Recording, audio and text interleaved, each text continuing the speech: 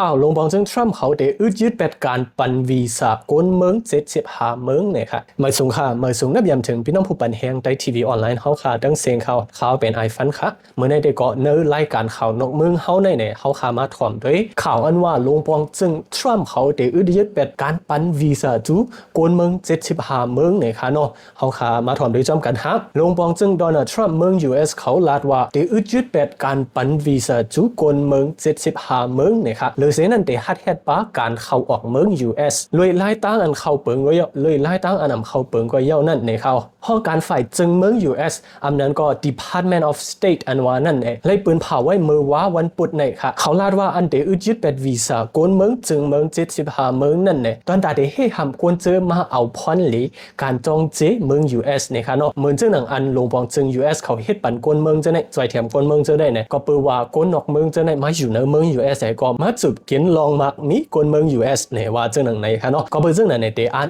เป็นวีซ่าอันเป็น immigrant visa นั้นตอนสู่คนเมือง75เมืองเนี่ยเขาห้องการฝ่ายจึงเมือง Department of State เมือง US ในเดก่อนเนี่ยผู้อ่อนหัวจุ้มเขาเป็นใจมาโคโรบิโออันเป็นผู้แกมโตจอมจึงเมือง US นั่นในเขาแต่จะเมื่อโดนัลด์ทรัมป์ขึ้นมาเป็นลงปองจึงเมือง US ในเยาเสียวเนี่ยมันใจตื้นลาดว่าเตฮัดเหตุการเข้าออกเมือง US ในเขาเนาะมันใจยังยืดแบบการปันวีซ่าต่อสู่คนเมืองหลายๆเมืองเหมือนจะหนังเมืองบราซิลเขาเลยสังเมืองอิหร่านเขารัสเซียเขาและทั้งโซมาเลียเขาเจอในคาเนาะเมืองต่างมันก็มาเยาในคาเนาะการยืดวีซ่าต่อสู่เมือง75เมืองอันเขาเป็นเผาไว้ได้ก่อนเนี่ยได้เป็นเข้าตั้งการเจอตื้อกว่ามือวันที่21เดือนธันวาคมปี2026ในว่าจังหนังไหนเส้นสายหมายเมืองเจอ75เมืองเจอนั้นได้ก็เป็นเมืองหลายๆในได้ก็เขาก็ไปเป็นเผามามิวเซนวีซ่าอันเขาได้เจอในได้ก็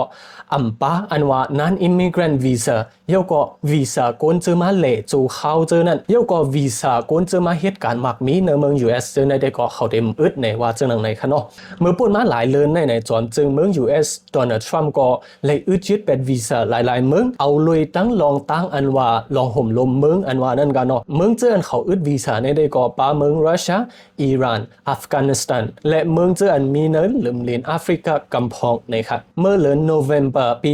2025เนี่ยมีคนก้อนหนึ่งว่าเป็นคนเมืองอัฟกานิสถานนะครับเนาะคนก้อนนั้นมันจะยืมภูมิบนพ้นตำรวจที่เวงวอชิงตันดีซีนะครับเนาะคนตำรวจก็ตายกว่า2ก้อนเนี่ยไว้เสียการปึดยืมต่อตำรวจพวกนั้นเย้าเนี่ยลงบองจึงเมือง US เขาก็จังจุเลยเป็นวีซ่าเมือง19เมืองเนี่ยครับเนาะวีซ่าแต่ที่เข้าจูใน US นั่นค่ะเนาะไว้เสียนั้นเย้า1เดือนก้อยเมื่อเดือนธันวาคมปี2025เนี่ยลงบองจึงเมือง US สำคัญแถมแทง5เมืองเนี่ยครับเนาะอันเขาเนี่ยนั่นเนี่ยป้าเจมตังคนเจออันลูกดีปาเลสไตน์ดีกว่าเมือง US เนี่ยสังเจว่าลงบองจึงดีปาเลสไตน์เขาค่ะเนาะเขาลงลายมือปันเลยสังปันขว้างเขาคนเมืองเขาออกกาต่างๆเมืองเจอในเลยสังเนี่ยสังเจว่าเขาในเมือง US ดีกว่าเขาก็เป็ดนั่นค่ะเนาะหรือเซนั่นเหมือนกันเนี่ยการมาย้อนขว้างซอนโฮมในเมือง US อันว่าเป็น asylum seeker เขาเจอนั่นเลยสังคนเจออันต่างย้อนแต่เขาเป็นคนเมือง US เจอนั่นเลยสังเยาก็เนี่ยการต่างย้อนอันว่าแคปวอลสีเขียวอันว่า green card อันว่านั่นเลยสังเนี่ยเจอในก็ลงปองจึงเมือง US เลยกึดเป็ดโจเข้าเนี่ยค่ะเนาะข่าวเนี่ยก็มีเจ้าหนังไหนคะมือนาได้ก็ได้เป็นมาเจ้าหนังหือเทียงในเขาคาโลอันกันปักตัวไว้ค่ะเนาะข่าวหัวในเขาคาเลยอ้างอิงเอามาติหลายข่าว BBC เขาขายินจมขอบใจถึงพี่น้องผู้ปันแหงข่าวแต่เขาทั้งเสียงและสังยินจมขอบใจป้าเจ้าของเราตื่นข่าวเงาแคปหางวิดีโอตั้งเสียงอยู่เขาขาก็ขึ้นทบกันเทียงเนื้อเงาหางเสียงอันเต็มมาเนี่ยค่ะเหมือนสงค่ะ